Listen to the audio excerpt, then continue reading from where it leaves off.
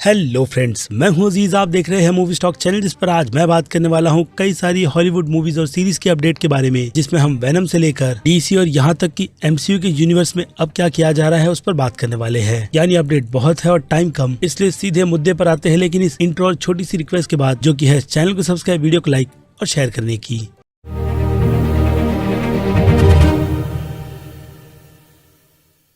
हे friends, तो बात करें पहले ही अपडेट की, तो ये अपडेट है वेनम 3 फिल्म से रिलेटेड, जिस फिल्म को लेकर खुद फिल्म के लीड एक्टर टॉम हार्डी की तरफ से ये कंफर्मेशन किया गया है कि इस फिल्म के प्रोडक्शन पर यानी कि प्री प्रोडक्शन पर काम चल रहा है, जो कि डेफिनेटली होगा ही, क्योंकि फिल्म के बॉक्स ऑफिस नंबर काफी ज्यादा इम्प्रेसिव है। वो भी पैंडेमिक जैसी सिचुएशन में, जब इस फिल्म के सीक्वल को सोनी वालों ने काफी ज्यादा पुश कर ऑफिशियली रिलीज किया था, तब भी ये फिल्म बॉक्स ऑफिस पर 500 मिलियन प्लस जैसे बिजनेस को करने में कामयाब हुई थी। और पहला पार्ट तो काफी ज्यादा हिट था, जो 800 प्लस मिलियन का बिजनेस कर चुकी है। ऐसे में ये फ्रेंचाइजी सोनी वालों के लिए इतनी ज्यादा इंपॉर्टेंट इसलिए बनती है कि अब ये यूनिवर्स नई डिज्नी और टॉम हॉलैंड के यूनिवर्स से कनेक्ट नहीं, बल्कि मैडम वेब के यूनिवर्स से कनेक्ट होने वाला है, जिस यूनिवर्स का बिल्डअप या फिर कहूँ हमें tease cult classic masterpiece film Morbius से दिया गया था। और इसके अलावा स्पाइडरमैन नो वे होम जैसी फिल्म में फैंस की वेनम की उम्मीदों को तोड़ा भी गया था, क्योंकि जहाँ Venom let there be a carnage जैसी फिल्म टॉम हार्डी के वेनम को एमसीयू के यूनिवर्स में लाती है, तो वहीं नो वे होम उसे सीधा सोनी के यूनिवर्स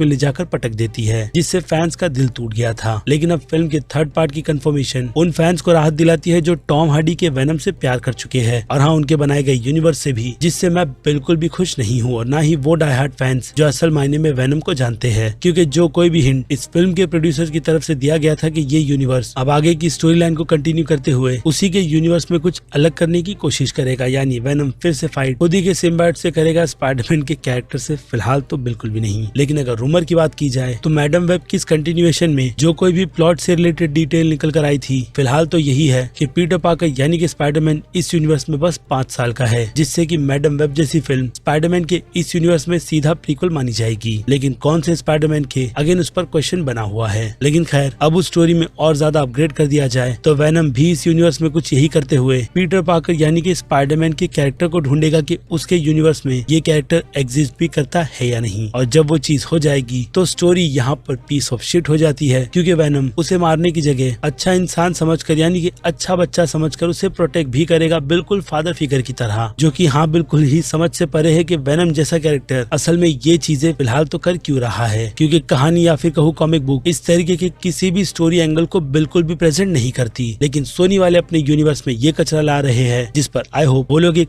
अच्छा नहीं बल्कि बहुत ही अच्छा खासा जस्टिफिकेशन लोगों को दे दे, क्योंकि एडी ब्रॉक जैसा कैरेक्टर पीटर पार्कर का तो फादर फिगर बिल्कुल भी नहीं बन सकता, और 5 साल का पीटर पार्कर उसके यूनिवर्स में सच में मजाक चल रहा है। और इससे बड़ा मजाक हम फैंस के साथ इस फिल्म की राइटर को डायरेक्टर बनाकर किया गया है, जो अब इस यूनिवर्स को अपनी बेकार से लिखी हुई राइटिंग के अकॉर्डिंग आगे कंटिन्यू करने वाली है, जिस पर सोनी वाले बिल्कुल भी अपनी लगाम नहीं लगा रहे। बाकी लेट्स सी कि इस बार वेनम का ये यूनिवर्स कचरा होता है या फिर एक अच्छी स्टोरी लाइन प्रेजेंट करने में कामयाब, क्योंकि प्री प्रोडक्शन शुरू हो चुका है और फैंस का कहीं न कहीं डर भी, जिसके अकॉर्डिंग अब अगर इस फिल्म की रिलीज पर थोड़ी बहुत नजर डाली जाए तो ऐसे प्रोडक्शन को लेकर ये फिल्म मुझे लगता है साल 2024 के किसी न किसी मंथ की रिलीज पर सेट हो सकती है। जिनसे हटकर अब सीधे आ जाते हैं डीसी के अपडेट यानी कि डार्क जस्टिस लीग पर, जिसे लेकर हॉलीवुड रिपोर्टर वालों की तरफ से कंफर्म यही किया गया है कि जे अब्राहम की बन रही ये डार्क यूनिवर्स की सीरीज, जी हाँ सीरीज जो कि HBO मैक्स पर आने वाली थी, अब पूरी तरीके से कैंसिल कर दी गई है। यानी कि जेम्स गन के इस DCU के फ्यूचर में डार्क जस्टिस लीग का कॉन्सेप्ट बिल्कुल भी फिट नहीं बैठ रहा, वो भी जे अब्राहम का बनाया गया, जो कि मुझे लगता है कैंसिल कर अब बिल्कुल ठीक किया गया है, क्योंकि जो शुरुआत करने के लिए जेम्स गन को दी गई है उसके हिसाब से उनका ये विजन जे अब्राहम के विजन से बिल्कुल भी मैच नहीं खा रहा होगा, जो कि असल मायने में पहले डीसी के यूनिवर्स को अपने हिसाब से रिबूट कर HBO मैक्स के लिए प्रेजेंट करना चाहते थे। लेकिन अब खैर जे अब्राहम के साथ जो हुआ है वो मैं फिर से कहूंगा कि ठीक है, जिसमें मैं उनका टेक यानी कि उनकी स्टोरी टेलिंग इस एंगल से फिलहाल तो बिल्कुल भी देखना नहीं चाहता। बाकी लेट्स सी कि जेम्स गन की तरफ से उनके और अनाउंस किए गए प्रोजेक्ट को भी कैंसिल भी किया जाता है या नहीं, क्योंकि इस लाइन में अभी के लिए तो कॉन्स्टेंटाइन जैसा प्रोजेक्ट भी है, वही ब्लैक एक्टर वाला, जिस पर अब तक कैंसिलेशन की मोहर नहीं लगी है। और अब जबकि डीसी के यूनिवर्स की बात हो ही रही है तो उसी को आगे कंटिन्यू करते हुए जेम्स गन की कंफर्मेशन की भी बात कर लेते हैं, जिस कंफर्मेशन में उनकी तरफ से ये बात कही गई है कि डीसी के यूनिवर्स को लेकर जो कास्टिंग की अनाउंसमेंट है, यानी कि बड़े बड़े एक्टर्स के नाम कि कौन से एक्टर इस यूनिवर्स में किस लेजेंडरी कैरेक्टर का रोल प्ले करेंगे, तो ऐसी बड़ी अनाउंसमेंट के लिए हमें पूरे 6 महीने का वेट करना होगा, जिसके बाद जाकर जाकर ये ऑफिशियल अपडेट निकल कर आ जाएगा कि DCU के इस यूनिवर्स के साथ कौन कौन से बड़े नाम जुड़े हुए हैं, जिसे सुनने के लिए डेफिनेटली मैं क्या कई सारे DC फैंस बहुत ही ज्यादा एक्साइटेड रहेंगे कि असल मायने में जेम्स गन के इस यूनिवर्स में किस किस एक्टर ने अपनी जगह किस तरीके से संभाली है। लेकिन अभी के लिए तो वेट ही है जो हम सभी फैंस को करना है। जिससे हटकर अब बात कर लेते हैं हेलबॉय के रिबूट की गई कंफर्मेशन के बारे में। जी हाँ, हेलबॉय के यूनिवर्स को लेकर ये ऑफिशियल अपडेट निकल कर आई है कि इस यूनिवर्स को फिर से रिबूट कर कुछ अलग तरीके की प्रिपरेशन की गई है। जिस प्रिपरेशन में सबसे पहले बात की जाए इसके डायरेक्टर की, तो इस प्रोजेक्ट को ब्रायन टेलर डायरेक्ट करने वाले हैं। जिस नाम से तो मैं डरता हूँ, लेकिन खैर अब वो इस फिल्म के साथ जुड़ गया है तो उसे निकाला नहीं जा सकता। बट ये अच्छी बात है कि हेलबॉय का प्रोजेक्ट बिल्कुल भी डेड नहीं हुआ, जिसे लेकर खुद अब ब्रायन टेलर की तरफ से ये बात कंफर्म की गई है कि ये रिबूट अपनी ईमानदारी वाली R-रेटेड की रेटिंग पर चलेगा और यहाँ तक कि क्रिप्टेड मैन की कॉमिक बुक की रन सीरीज पर भी। जिस स्टोरी लाइन में हेलबॉय अपने यंगर टाइम पीरियड में था, यानी वही 20 या 30 के आसपास का, जो अपनी डिटेक्टिव स्किल से कई मिस्टीरियस केस को सॉल्व करता है, जिस स्किल को हमने प्रॉपर तरीके से हेलबॉय के यूनिवर्स में नहीं देखा है। लेकिन हाँ, गियोर्मो देल टोरो का वर्जन आज भी कल्ट क्लासिक ही माना जाएगा फिल्म के मामले में, क्योंकि सोर्स मटेरियल के साथ असल मायने में उसके ओरिजिनल क्रिएटर जुड़े हुए थे, यानी कि कॉमिक बुक के क्रिएटर्स जो फिर से इस यूनिवर्स के साथ जुड़कर इसकी कहानी लिखने की जिम्मेदारी संभाल चुके हैं, ताकि उनके इस विजन को लाइव एक्शन के दौरान फैंस को दिखाया जाए, यही बताते हुए कि वो हेलबॉय के यूनिवर्स को फैंस के लिए किस तरीके से प्रेजेंट करना चाहते हैं। लेकिन खैर अब मुझे लगता है कि एक फिल्म के फ्लॉप होने के बाद स्टूडियो को ये बात समझ आ गई होगी कि फैंस हेलबॉय के यूनिवर्स में असल मायने में किस तरीके का प्रोजेक्ट देखना चाहते हैं, जिस पर अब आई होप ये फिल्म फैंस को बिल्कुल भी डिसअपॉइंट ना करे। बाकी अब इस फिल्म के प्रोडक्शन की भी अपडेट की बात की जाए तो रूमर इस फिल्म के प्रोडक्शन के अगले महीने से ही शुरू करने के है, जो अगेन ये बात कंफर्म कर देता है कि ये फिल्म शायद नेक्स्ट ईयर के एंड या फिर मिड तक रिलीज होने के लिए पूरी तरीके से रेडी हो जाए। यानी कि अब कास्टिंग की भी अनाउंसमेंट जल्द से जल्द कर दी जाएगी, जिसमें अब हम हेलबॉय के यूनिवर्स में एज के अकॉर्डिंग तो नया एक्टर ही देखेंगे, पुराने बिल्कुल भी नहीं। बाकी अब बात की जाए अगले अपडेट की, तो ये अपडेट केविन फेगी की गई कुछ कंफर्मेशन और हॉलीवुड रिपोर्टर वालों के आर्टिकल से रिलेटेड है। जिसमें से बात करें केविन फेगी की कंफर्मेशन की, तो वो कंफर्मेशन उन्होंने एंटरटेनमेंट वीकली के इंटरव्यू में दिया है, जिसमें उनका क्लियरली यही कहना है कि वो कंटेंट को ध्यान में रखते हुए अब MCU के हर शोज और मूवीज को एक अच्छा खासा टाइम देंगे, ताकि हर एक कंटेंट अपनी हिसाब से शाइन करे। यानी यहाँ पर उन्होंने हिंट फिल्मों और सीरीज की रिलीज के गैप का कंफर्मेशन का दिया है, जिस पर हॉलीवुड रिपोर्टर वालों का क्लियरली यही कहना है कि इस साल उनके अकॉर्डिंग अगर सीरीज के तौर पर देखा जाए तो सीक्रेट इन्वेंशन और लोकी का सीजन 2 ही आएगा, जो पूरी तरीके से बनकर रेडी है। बाकी बात रही इको और आयरन हार्ट जैसी सीरीज की, तो वो बनने के बाद भी पोस्ट प्रोडक्शन के अंडर चली गई है, यानी कि उसमें और भी इम्प्रूवमेंट किए जाएंगे अगेन MCU की फिलहाल की सिचुएशन को देखकर, जिस पर ऑडियंस अपना कनेक्शन खास करके फैंस उतनी अच्छी तरीके से बना नहीं पा रहे। यानी उन सीरीज को लेकर पहले जो लापरवाही की गई थी उसे ही शायद से री एडिट के मामले में बदला जाएगा, जिससे कि MCU का यूनिवर्स पहले की तरह हो जाए। लेकिन अभी के लिए तो रूमर यही है कि टाइम गैप में अब ये सीरीज और मूवीज हमें ओवरडोज नहीं बल्कि थोड़ा थोड़ा कर दिखाई जाएगी, जो कि मैं मानता हूँ कि ठीक भी है, क्योंकि इसके पहले MCU के जिस तरीके से हमें ओवरडोज दिए गए थे उसमें कंटेंट पूरी तरीके से मिसिंग था, बस स्टोरी लाइन के नाम पर बेमतलब की चीजें बहुत ज्यादा हो रही थी, जिसे हाँ इम्प्रूव होने की काफी ज्यादा जरूरत भी है। और अब उसी इम्प्रूवमेंट में केविन फेगी क्या कर रहे हैं क्या नहीं, वो तो आने वाला वक्त ही बताएगा, जिस पर आप मुझे अपनी छोटी मोटी राय कमेंट में लिख के बता सकते हैं। और अब काफी क्विक अपडेट में बात की जाए कुछ मूवीज और सीरीज की अपडेट की, तो नेटफ्लिक्स की पता नहीं आउटबैंक सीरीज को लेकर उन्हें कितनी सक्सेस मिल रही है, क्योंकि इस सीरीज की सीजन 3 के बाद तुरंत ही सीजन 4 की कंफर्मेशन भी कर दी गई है। और उसके बाद बात करें MCU में बन रही क्लासिक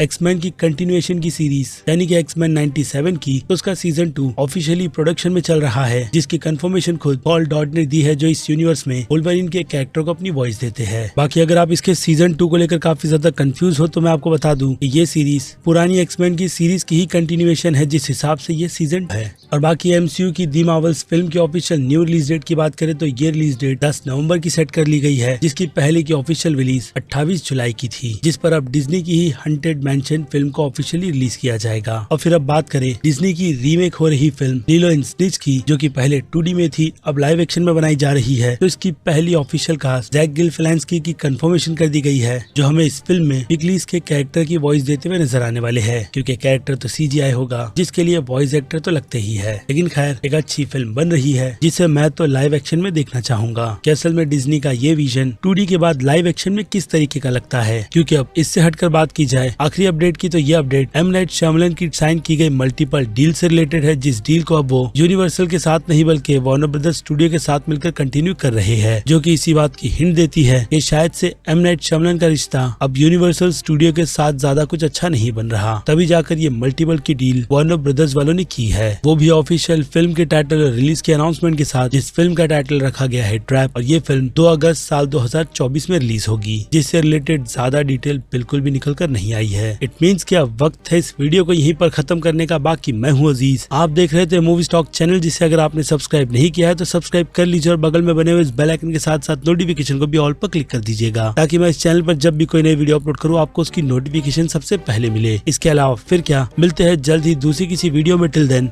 बाय।